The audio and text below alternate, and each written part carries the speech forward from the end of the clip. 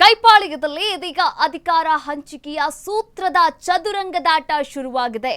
ಸಂಕ್ರಾಂತಿಯ ಹೊತ್ತಲ್ಲೇ ಕೈ ನಾಯಕರ ಒಂದು ಅಸಲಿ ಆಟ ಶುರುವಾಗಿದೆ. ಹಾಗಾದ್ರೆ ಆ ಅಸಲಿ ಆಟ ಯಾವುದು?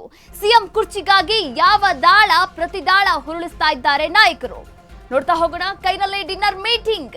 ಇನ್ನ ಸಚಿವ ಸತೀಶ್ ಬಳಿಕ ಈಗ ಪರಮೇಶ್ವರ್ ಅವರ ಸರದಿಯಾಗಿರುವಂತದ್ದು. ಔತಣಕೂಟದ ನೆಪದಲ್ಲಿ ಗೃಹ ಸಚಿವ ಡಾಕ್ಟರ್ ಜಿ ಪರಮೇಶ್ವರ್ ಶಕ್ತಿ ಪ್ರದರ್ಶನಕ್ಕೆ ಮುಂದಾಗಿದ್ದಾರೆ. ನಾಳೆ ಖಾಸಗಿ ಹೋಟೆಲ್ನಲ್ಲೇ ಡಿನ್ನರ್ ಮೀಟಿಂಗ್ ಅರೇಂಜ್ ಮಾಡಿದ್ದಾರೆ. ಸಭೆಗೆ ಮಾಜಿ ಹಾಲಿ ಶಾಸಕರು ಹಾಗೆ ಸಚಿವರಿಗೆ ಆಹ್ವಾನವನ್ನ ಕೂಡ ನೀಡಲಾಗಿದೆ.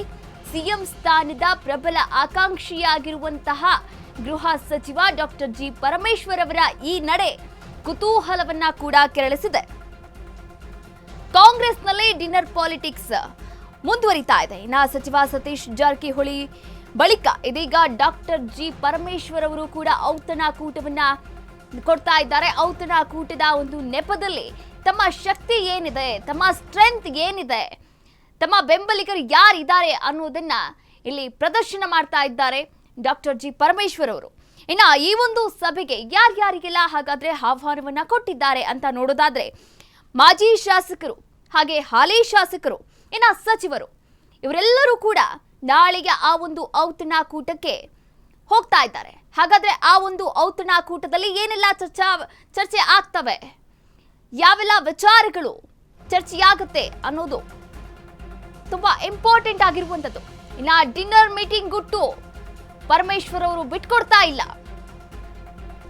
ನಾಳೆ ಡಿನ್ನರ್ ಮಾತ್ರ ಕೊಡ್ತಾ ಇದ್ದೇನೆ, ಆದ್ರೆ ಡಿನ್ನರ್ ಪಾರ್ಟಿ ಅಲ್ಲ ಅಂತ ಹೇಳಿದ್ದಾರೆ. ಇನ್ನ SC/ST ಸಮಾವೇಶ ಮಾಡಬೇಕು ಅಂತ ಅನ್ಕೊಂಡಿದ್ದೀವಿ, ಅದಕ್ಕಾಗಿ SC/ST ಸಚಿವರು ಶಾಸಕರನ್ನ ಕರೆದಿದ್ದೇವೆ ಹೊರತು ಇದು ಡಿನ್ನರ್ ಪಾರ್ಟಿ ಅಲ್ಲ. ಪಕ್ಷದ ವ್ಯಾಪ್ತಿಯಲ್ಲಿಯೇ ಅನುಮತಿಯನ್ನ ಪಡೆದು ಸಭೆಯನ್ನ ನಡೆಸ್ತಾ ಇದ್ದೀವಿ. SC/ST ಬಿಟ್ಟು ಬೇರೆಯವರಿಗೆ ಆಹ್ವಾನವನ್ನ ಕೊಟ್ಟಿಲ್ಲ. ಇದಕ್ಕೆ ಬೇರೆ ಅರ್ಥ ಕಲ್ಪಿಸಿದ್ರೆ ನಾನೇನು ಮಾಡೋಕ್ಕಾಗಲ್ಲ ಅಂತ ಪರಂ ಹೇಳಿರುವಂಥದ್ದು. ಇದೀಗ ರಾಜಕೀಯದಲ್ಲಿ ಡಿನ್ನರ್ ಮೀಟಿಂಗ್ ಪ್ರಸ್ತಾಪ ಜಾಸ್ತಿ ಆಗ್ತಾ ಇದೆ. ಒಂದು ಕಡೆ ಸಿಎಂ ಸಿದ್ದರಾಮಯ್ಯನವರು, ಇನ್ನೊಂದು ಕಡೆ ಸತೀಶ್ ಜಾರಕಿಹೊಳಿ ಅವರು, ಹಾಗೆ ಇದೀಗ ಮುನ್ನೆಲೆಗೆ ಬರ್ತಾ ಇರುವಂಥದ್ದು ಡಾಕ್ಟರ್ ಜಿ ಪರಮೇಶ್ವರ್ ಅವರ ಒಂದು ಔತಣಕೂಟ ಡಿನ್ನರ್ ಮೀಟಿಂಗ್.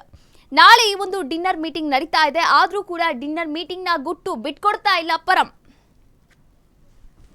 ನಾಳೆ ಪಾರ್ಟಿ ಇಲ್ಲ, ಡಿನ್ನರ್ ಪಾರ್ಟಿ ಇಲ್ಲ. ನಾವು ಮುಂದಿನ ದಿನಗಳಲ್ಲಿ SC/ST ಸಮಾವೇಶ ಮಾಡಬೇಕು ಅಂತ ಉದ್ದೇಶ ಇಟ್ಕೊಂಡಿದ್ದೇವೆ. ಯಾಕೆ ಅಂದರೆ ನಾವು ಚುನಾವಣೆಗೆ ಮೊದಲು ಚಿತ್ರದುರ್ಗದಲ್ಲಿ SC/ST ಸಮಾವೇಶವನ್ನು ಆಯೋಜನೆ ಮಾಡಿದ್ದು.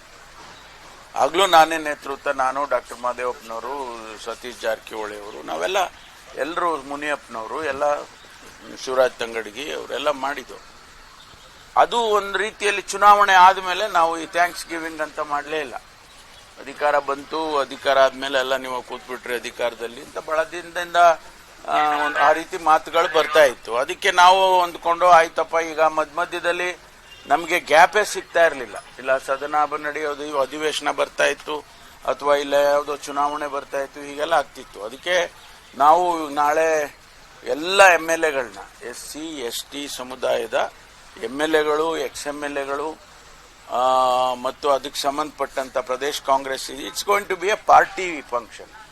ಪಾರ್ಟಿ ಇದರಲ್ಲೇ ತಗೊಂಡು ಮಾಡ್ತೀವಿ. ಆಮೇಲೆ ಬೇರೆಯವರು ಬರ್ತಾರೆ, ಪಾರ್ಟಿ ಜೊತೆಗೆ ಬೇರೆಯವರು ಬರೋದಕ್ಕೆ ಸಾಧ್ಯತೆ ಇದೆ. ಅದು ನಾಳೆ ಪೂರ್ವಭಾವಿ ಸಭೆಯನ್ನು ಕರೆದಿದ್ದೇವೆ. ಏನು ತೀರ್ಮಾನ ಮಾಡ್ತಾರೆ ಅವರು, ಎಲ್ಲಿ ಮಾಡಬೇಕಾ ಬೇಡವಾ, ಮತ್ತು ಮಾಡೋದಿದ್ರೆ ಎಲ್ಲಿ ಮಾಡಬೇಕು, ಇದೆಲ್ಲ ಸ್ವಲ್ಪ ಚರ್ಚೆ ಮಾಡ್ತೀವಿ. ಅದು ಆ ಟೈಮ್ನಲ್ಲಿ 7 ಗಂಟೆ ಕರೆದಿದ್ದೀವಿ. 7 ಗಂಟೆ ಅಂದರೆ ಮುಗಿಯೋದು 1-2 ಗಂಟೆ ಆದರೂ ಚರ್ಚೆ ಆಗುತ್ತೆ. ಆದಮೇಲೆ ಊಟ ಮಾಡ್ಬೇಕಲ್ಲ.